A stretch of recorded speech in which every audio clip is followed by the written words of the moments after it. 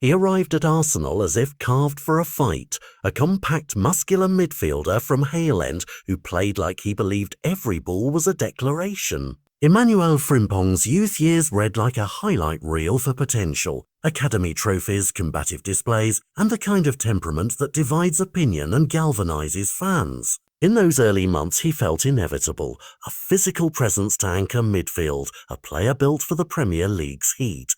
But football often writes its harshest stories in margins, in bone, in timing, and in moments of restraint that never arrived. Frimpong's momentum hit a brutal snag when his knee betrayed him. A ruptured anterior cruciate ligament that paused development and sapped the kind of momentum a young midfielder needs to stake a place in a top squad. Rehabilitation stole time. Opportunity moved on. When he did return, he was no longer the unquestioned option, and a sequence of short-term loans, fragmentary spells at Wolves, Charlton and Fulham, gave glimpses but not a foothold. Those loans read like sketches of what could have been. Industrious, committed minutes, but never the steady runway a young talent needs to grow into stardom.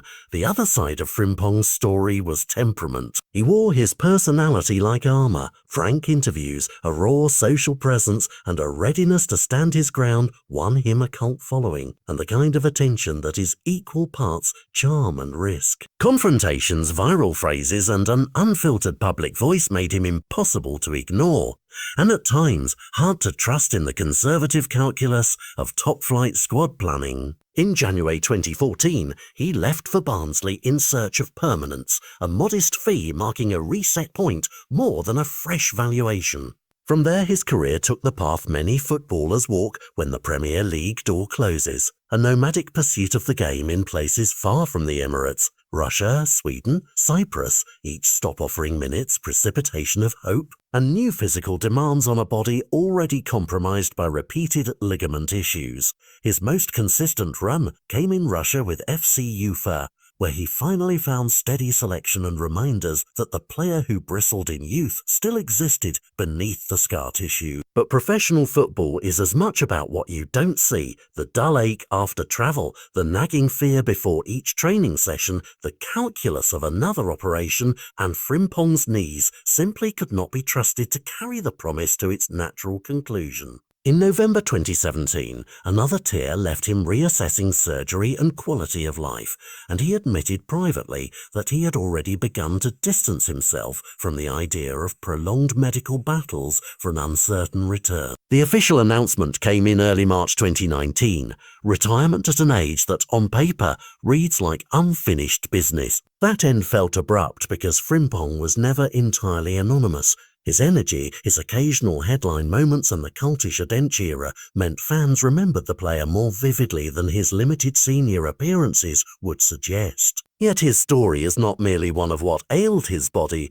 it's a study in how talent, temperament and the structures around young players interact. Had the knee not ruptured so early, had opportunities at Arsenal come in a steadier sequence, had there been a different approach to rehabilitation, communication and mental health support, the arc might have been different. Instead, we are left with a compelling cautionary tale, a raw, combative midfielder who flickered across club rosters and social feeds, whose persona made him beloved in a niche way, and whose career exposes fault lines in how clubs handle promising talent when setbacks arrive. Today Frimpong travels, spends time with family, and occasionally speaks on social platforms, fragments of a life that continues beyond professional football. But for those who watched him storm out of Hale, the question remains, who would Emmanuel Frimpong have become if injury and timing had not conspired against him? The answer is both poignant and practical. It should force clubs, coaches and fans to ask tougher questions about long-term care, the pressures placed on young players, and how personality is shepherded rather than penalised. Because the real loss is not only the unread chapter of one player's potential, but the repeated pattern that lets similar stories fade at the margins, bright sparks that burn, educate, and then leave the game with lessons we would be wise to learn.